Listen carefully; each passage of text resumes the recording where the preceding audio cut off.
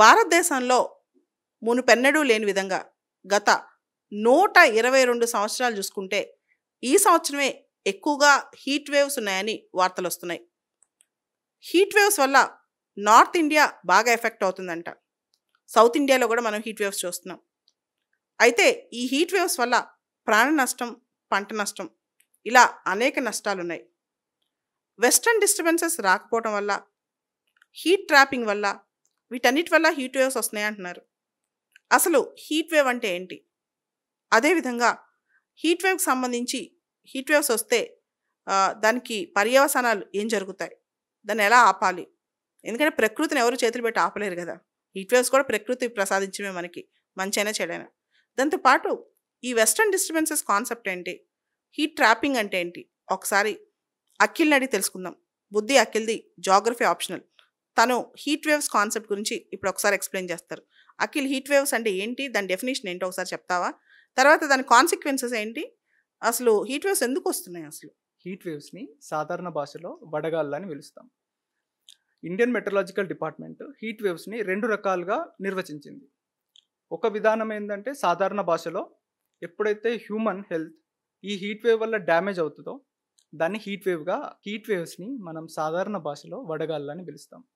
Indian meteorological department heat వేవ్ని 2 వేస్లో define చేసింది. ఒక సాధారణ విధానం ఏంటంటే, ఎప్పుడైతే హ్యూమన్ హెల్త్ ఈ హీట్ వేవ్స్ వల్ల అడ్వర్స్గా ఎఫెక్ట్ అవుతుందో దాన్ని మనం సాధారణ భాషలో హీట్ వేవ్గా చెప్పవచ్చు.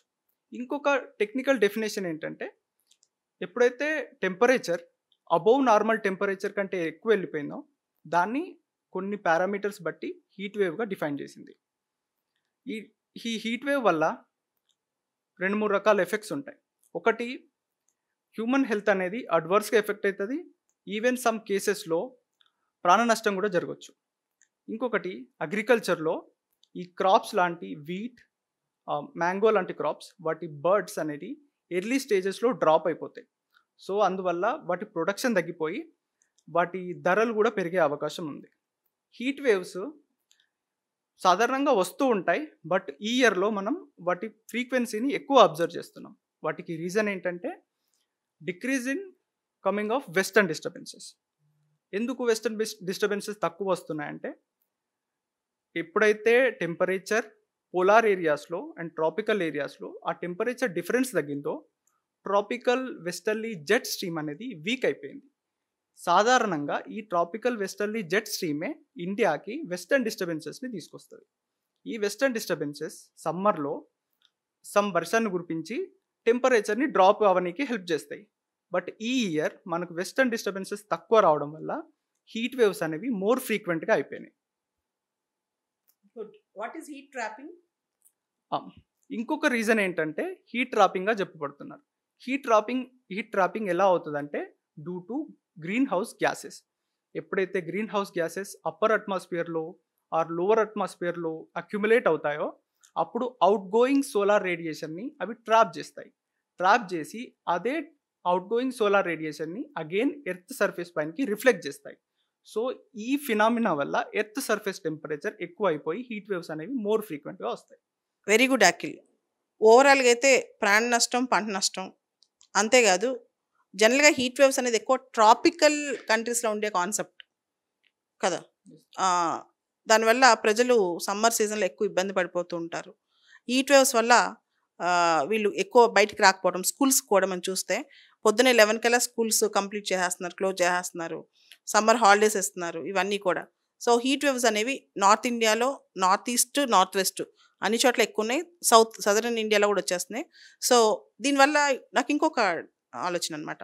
ఇప్పుడు మనం చూసాం, తుఫాన్ వచ్చింది, తర్వాత ఇప్పుడు మ్యాంగో షవర్స్ అంటాం. మ్యాంగో షవర్స్ అంటే ఎండాకాలంలో వర్షాలు పడుతుంటాయి అనమాట. సో ఇలాంటి మ్యాంగో షవర్స్ పడటం వల్ల లేదా ఎండాకాలంలో సైక్లోన్స్ రావడం వల్ల హీట్ వేవ్స్ తగ్గే అవకాశం ఉందా అఖిల్? హీట్ వేవ్స్ తగ్గడానికి ఆర్టిఫిషియల్గా ఆర్ హ్యూమన్ మేడ్గా ఎనీ సోర్సెస్ లేవు మేడం.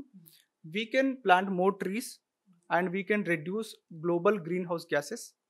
ఇవి తప్ప ఈ న్యాచురల్ ఫినామినాని మనం కేవలం అవాయిడ్ చేయొచ్చు కానీ కంప్లీట్గా ప్రివెంట్ చేయలేము మ్యామ్. ఎలా అవాయిడ్ చేయాలంటే, staying indoors, drinking sufficient water, ఇవి మాత్రమే మన చేతిలో ఉన్నవి. కానీ ఈ గ్లోబల్ క్లైమేట్ చేసే గేమ్లో మనం కేవలం ప్లేయర్స్ మాత్రమేనా? క్లైమేట్ చేంజ్ నుంచి మనం ప్రొటెక్ట్ చేసుకున్నప్పుడే హీట్ వేవ్స్ నుంచి మనం ప్రొటెక్ట్ చేసుకోవచ్చు. సో ఎప్పుడైతే క్లైమేట్ చేంజ్ మిటిగేట్ చేయలేమో హీట్ వేవ్స్ నుంచి కూడా మనం ప్రొటెక్ట్ చేసుకోలేమంటాం. సో దానికి మానవ పాత్ర, దేవుడి పాత్ర 2 ఉన్నాయి.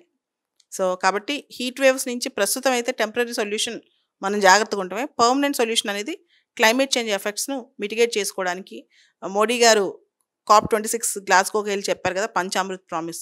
ఇలా అన్ని దేశాలు కనుక ఒక టార్గెట్స్ రీచ్ అవుతే కాస్త హీట్ వేవ్స్ తగ్గే అవకాశం ఉంది. ఇది కూడా పార్షియల్ సొల్యూషనే. పర్మనెంట్ సొల్యూషన్ అయితే శాశ్వతంగా హీట్ వేవ్స్ కొంతవరకు కొన్ని సంవత్సరాలు మనం ఫేస్ చేయాల్సిన ఇది కనిపిస్తోంది భవిష్యత్తులో.